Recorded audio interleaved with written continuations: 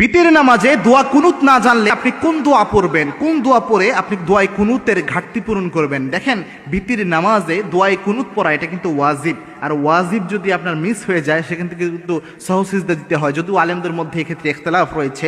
এই বিতির নামাজে রাসূল সাল্লাল্লাহু আলাইহি ওয়াসাল্লাম সবসময় দোয়াই কুনুত পড়তেন। এই দোয়াই কুনুত যারা পারেন না, অনেকে মুরব্বী হয়ে গিয়েছেন, এখন মুখস্থ করতে চাইলেও মুখস্থ করতে পারছেন না, তো সেক্ষেত্রে আপনারা দোয়াই কুনুত না জানলে কি করবেন? রাসূল সাল্লাল্লাহু আলাইহি ওয়াসাল্লাম কিন্তু দোয়াই কুনুত সব সময় পড়তেন এবং দোয়াই কুনুতের অসম্ভব ফজিলত রয়েছে। রাসূল সাল্লাল্লাহু আলাইহি ওয়াসাল্লাম কখনো এটা মিস করতেন না। সফরেও বিশ্বনবী সাল্লাল্লাহু আলাইহি ওয়াসাল্লাম এই দোয়াই কুনুতের মাধ্যমে বিতরের নামাজ পড়তেন এবং কি তাহাজ্জুদের নামাজ যখন বিশ্বনবী পড়তেন, রাতকে রাত তো বিশ্বনবী দাঁড়িয়ে থাকতেন।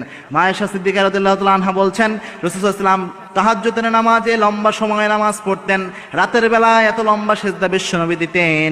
আল্লাহর হাবিব সাল্লাল্লাহু আলাইহি ওয়াসাল্লাম যখন দাঁড়িয়ে থাকতেন, মাঝে মাঝে দাঁড়িয়ে থাকতে থাকতে বিশ্বনবী সাল্লাল্লাহু আলাইহি ওয়াসাল্লাম পা ফেটে যেত।